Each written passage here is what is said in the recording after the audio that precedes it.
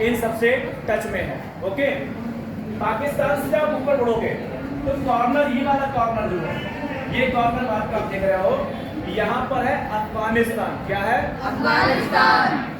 मैं आपको एक इंटरेस्टिंग बात बता रहा हूँ, बहुत से बच्चों को नहीं पता होगी। आप हमेशा भारत का मैप ऐसा देखते हो, ऐसे ही देखते हो ना। आपको एक बात अंदर नई बात बता रहा हूँ, ध्यान सुनना। वैसे पता है, बड़े बड़े लोगों को पता होती है, पढ़े लिखे लोगों को, बच्चों को नहीं पता होती है। इतना भारत, देखिएगा ध्यान से, इतना भारत हमारे पास नहीं है। इतना भारत, ये वाला एरिया जो है, ये एरिया जो मैं आपको दिखा रहा हूँ इस तरीके से, ये वाला एरिया हमारे पास नहीं है। तो अगर हम पाकिस्तान की माने, समझ रहे हैं, तो वो ये कहता है कि अफगानिस्तान की सीमा हमारे साथ साझा होती है, क्योंकि इतने हिस्से में पाकिस्तान का कब्जा है। किसका कब्जा है? पाकिस्तान का। और उसको हम बोलते हैं POK। क्या बोलते हैं? POK।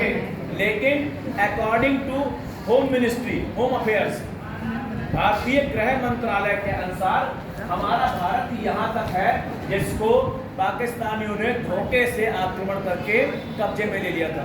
ये बात आपको पता थी कि नहीं? मैंने आपको पहले बताई होगी। इसके बाद ये कौन सा? तो हमारे गृह मंत्रालय के अनुसार हमारे पूरा भारत का मैप है, तो इसमें हमारी बाउंड्री अफगानिस्तान के साथ भी साझा होती है। इस बात का ध्यान रखिएगा आप लोग। ओके, अब थोड़ा सा उधर बढ़िए। ये जो आप पर्टिकुलर एरिया देख रहे हो, ये इसके ऊपर क्या है? क्या है इसके ऊपर? चाइना है।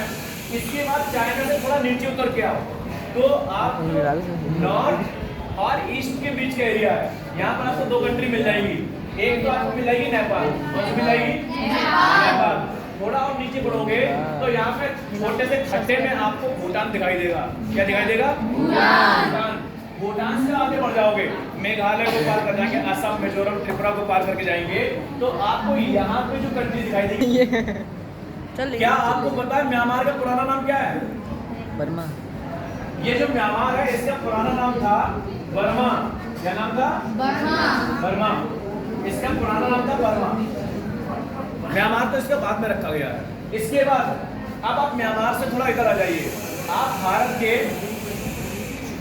पश्चिम बंगाल और ये आपका त्रिपुरा, इस तरफ के एरिया को देखेंगे तो यहाँ पर बीच में जो आपको हिस्सा दिखाई देता है बंगाल की खाड़ी से ऊपर, ये क्या है?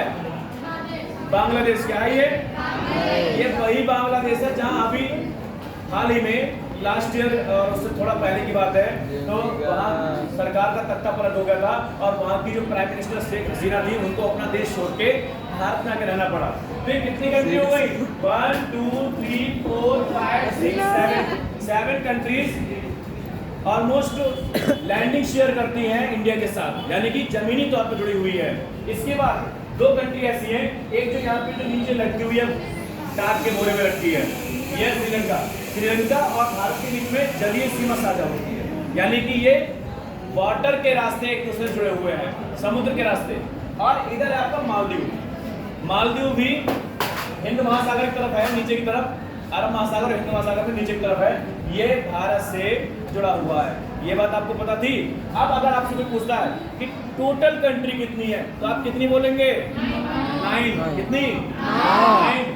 7 कंट्री आपकी जमीन से जुड़ी हुई है और 2 कंट्री ऐसी हैं जो आपकी वाटर बेस से, यानी कि समुद्र से जुड़ी हुई है। ये आपको पता लग गया? ठीक है, एक और चीज सुन लो। ये इतना जो पार्ट ऑफ इंडिया, यानी भारत का कितना वाला हिस्सा है,